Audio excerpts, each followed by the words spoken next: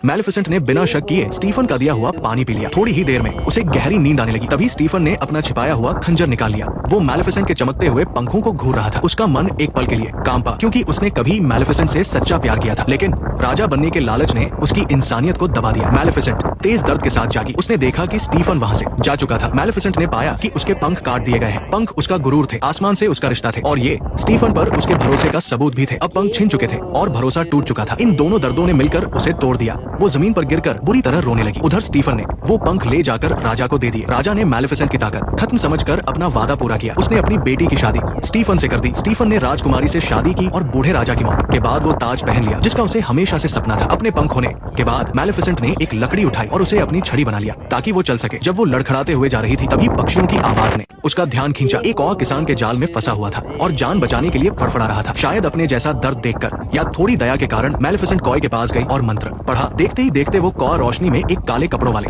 इंसान में बदल गया। अपनी जान बचाने के लिए कॉय मैलेफिसेंट का एहसानमंद था। उसने कसम खाई कि अब से वो मैलेफिसेंट के पंख बनेगा। उसका नाम दियावल रखा गया और वो मैलेफिसेंट का सबसे वफादार साथी बन गया। मैलेफिसेंट ने दियावल को पहला काम सौंपा कि वो महल पर नजर रखे और पता लगाए कि स्टीफन इतना बेरहम क्यों हो गया। उधर स्टीफन राजा बन चुका था और शादीशुदा था। मैलेफिसेंट कॉय की बात सुन रही थी। सच्चाई जानकर उसका दिल नफरत से भर गया। पंख तो नहीं रहे, लेकिन बदले की आग उसके अंदर जलने लगी। मैलेफिसेंट के साथ साथ वो हरा भरा जादुई जंगल भी बदल गया। मैलेफिसेंट की नफरत की वजह से जंगल भी वीरान हो गया। एक दिन कॉय एक खबर लाया, राजा और रानी के यहाँ एक बेटी हुई है और जल्द ही एक बहुत बड़ा जश्न होने वाला है। एक बच्चे का स्वागत। कितना अच्छा है ना। समय बीता और जश्न का दिन आ गया। सभी लोग महल में जमा थे। जादुई जंगल की परियां भी राजकुमारी को आशीर्वाद देने आई थी, लेकिन तभी वहाँ एक बिन बुलाया मेहमान आया। मैलेफिसेंट वहाँ पहुँच गई। मैं बहुत दुखी हूँ कि मुझे दावत का न्योता नहीं मिला। स्टीफन के चेहरे पर डर और गुस्सा साफ दिख रहा था। स्टीफन गुस्से से अपनी राजगद्दी से उठ खड़ा हुआ। डर और गुस्से ने उसे पूरी तरह जकड़ लिया था, पर मैलेफिसेंट तो बस श्राप देकर वहाँ से चली गई। स्टीफन को सीधे सीधे खत्म कर देने के बजाय उसे अपने किसी अपने को दूर जाते हुए देखना उसे कहीं ज्यादा नाउम्मीदी और दर्द का एहसास कराता। ठीक वैसे ही जैसे मैलेफिसेंट को जागने पर अपने पंख कटे हुए देखकर हुआ था। मैलेफिसेंट के जाने के बाद राजा ने राज्य के सारे चरखे जला देने का हुक्म दिया। भड़कती आग की लपटों ने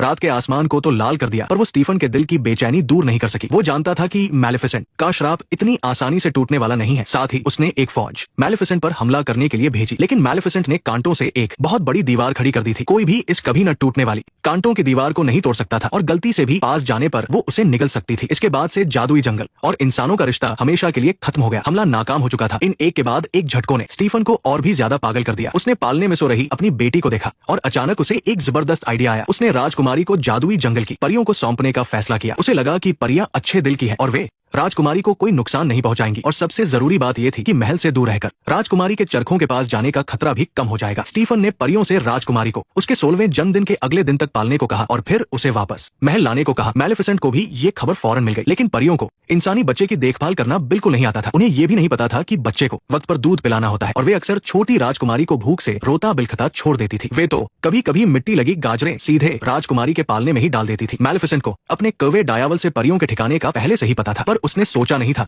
कि सबसे पहले उसे राजकुमारी के दिन रात रोने की आवाज से परेशानी होगी। वह खिड़की के पास खड़ी होकर जानबूझकर छोटी राजकुमारी को डराती, लेकिन बच्ची उससे बिल्कुल नहीं डरती थी, बल्कि वो तो मैलेफिसेंट को देखकर खिलखिलाकर हंस देती थी। मैलेफिसेंट कभी खुद सामने नहीं आती थी। वो बस घनी झाड़ियों के पीछे छिपकर अपनी उन हरी चमकती आंखों से झोपड़ी में सो रही छोटी राजकुमारी ऑरोरा को देखती रहती थी। वो अपने वफादार कौवे डायावल से सुबह का सबसे ताजा फूलों का रस मंगवाती और चुपके से राजकुमारी के मुंह में डलवा देती। अपने दिल में आई इस नरमी को छिपाने के लिए वो जानबूझकर झोपड़ी की तरफ अपनी जादुई छड़ी घुमाकर अचानक से थोड़ी बारिश कर देती, ताकि परियों को इधर उधर भागते हुए देख सके। उन्हें परेशान देखकर मैलेफिसेंट के चेहरे पर भी लंबे समय बाद मुस्कान आ जाती थी। दूसरी तरफ मैलेफिसेंट के आगे अपनी बेबसी देखकर राजा और भी ज्यादा चिड़चिड़ा होता जा रहा था। बाहर वालों को लगता था कि स्टीफन का सारा गुस्सा अपनी बेटी की सुरक्षा की चिंता की वजह से है, कि वो एक ऐसा पिता है जो अपने बच्चे को बचाने के लिए एक बुरी डायन का सामना कर रहा है। पर सिर्फ स्टीफन ही जानता था कि उस गुस्से की असली वजह उसका गहरा डर था। उसे इस बात का डर नहीं था कि मैलेफिसेंट ऑरोरा को नुकसान पहुंचाएगी, बल्कि डर था कि उसे सालों पुराना धोखा याद आ जाएगा। ये वही था जिसने मैलेफिसेंट के भरोसे का फायदा उठाकर उसके बेखबर होते हुए अपने हाथों से उसके पंख काट दिए थे, ताकि उसे राजगद्दी मिल सके। वो अच्छी तरह जानता था कि उसके पास जो कुछ भी है वो सब एक गंदी सौदेबाजी का नतीजा है, और वो बिल्कुल नहीं चाहता था कि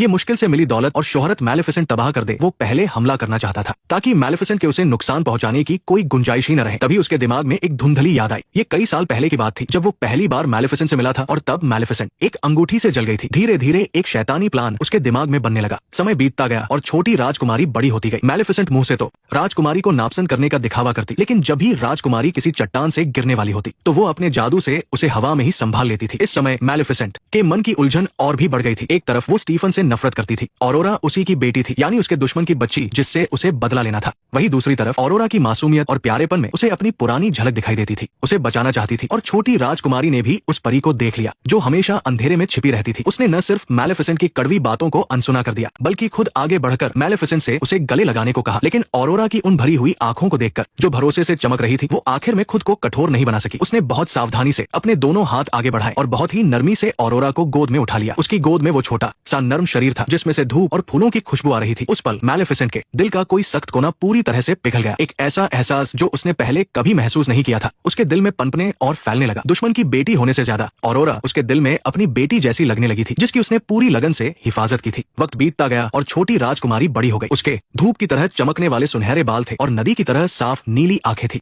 यहाँ तक कि आसपास के छोटे जानवर भी खुद उसके पास आना पसंद करते थे। वो गलती से मैलेफिसेंट को अपनी गॉडमदर समझती थी। मैलेफिसेंट ने इस बात से इनकार नहीं किया, बल्कि हमेशा रूखा बर्ताव करने वाली वो भी ऑरोरा के साथ खेलने लगी थी। मैलेफिसेंट और ऑरोरा का रिश्ता और भी गहरा होता गया, लेकिन वो जितना करीब आते गए मैलेफिसेंट को उतना ही ज्यादा अफसोस होने लगा उस श्राप पर जो उसने गुस्से में आकर दिया था। हर रात जब वो ऑरोरा के जन्मदिन के बारे में सोचती तो वो अनगिनत बार अपनी जादुई छड़ी घुमाती और सबसे ताकतवर जादू से उस श्राप को हटाने की कोशिश करती। हरे रंग की जादुई रोशनी उसके हाथों में बनती, मिट्टी और फिर से बनती, लेकिन चाहे वो कितनी भी कोशिश कर ले, श्राप टस से मस नहीं हुआ। उसने श्राप देते वक्त एक अटूट कसम खाई थी। ये जादुई दुनिया का सबसे पक्का वादा होता है जो एक बार दे दिया जाए तो श्राप देने वाला खुद भी उसे वापस नहीं ले सकता। बेबसी का एहसास लहरों की तरह मैलेफिसेंट पर छा गया। वो बस अब और भी ज्यादा ऑरोरा के पास रहने लगी, इस उम्मीद में कि उसका साथ श्राप से होने वाले दर्द को कम कर सकेगा। वो शुरू से आखिर तक सिर्फ उस धोखेबाज स्टीफन से नफरत करती थी और ऑरोरा तो बेकसूर थी। यहाँ तक कि रोज साथ रहते थे वो ऑरोरा को अपनी बेटी ही मानने लगी थी। ऑरोरा को नहीं पता था कि उस पर कितना भयानक श्राप है और न ही वो मैलेफिसेंट और अपने पिता के बीच की गहरी दुश्मनी के बारे में जानती थी। किस्मत का पहिया उस पल घूम गया जब उसकी मुलाकात राजकुमार फिलिप से हुई। ऑरोरा हमेशा की तरह जंगल में परियों से बात कर रही थी, लेकिन अचानक उसकी मुलाकात पड़ोसी राज्य के राजकुमार फिलिप से हो गई। फिलिप इस बार ऑरोरा के राज्य में उसके पिता से मिलने जा रहा था। बचपन से ही जादुई जंगल में रहने वाली ऑरोरा ने पहली बार दिल की धड़कन तेज होने का एहसास किया। वो फिलिप से दोबारा मिलने का इंतजार करने लगी। पास की एक डाल पर छिपा हुआ कौआ डियावल ये देखकर इतना उत्साहित हो गया कि उसके पंख भी कांपने लगे। उसे लगा कि फिलिप ही उस श्राप का तोड़ है, लेकिन डियावल का उत्साह मैलेफिसेंट पर असर नहीं कर पाया। वो दूर से उन दोनों को खुशी से बातें करते हुए देख रही थी और उसके चेहरे पर एक व्यंग भरी मुस्कान आ गई, लेकिन उसकी आंखों में छिपा न सकने वाली उदासी भरी हुई थी। वो इस तथाकथित सच्चे प्यार का मजाक उड़ा रही थी। उसने ऐसा श्राप इसलिए दिया ही था क्योंकि उसे यकीन नहीं था कि इस दुनिया में सच्चा प्यार होता भी है। कई साल पहले स्टीफन ने भी उससे सच्चे प्यार की कस्में खाई थी। कहा था कि वो हमेशा उसकी और जादुई जंगल की रक्षा करेगा, लेकिन बाद में वो कस्में सबसे बड़ा मजाक बनकर रह गई। उसने सच्चे प्यार का नाटक करके उसका भरोसा जीता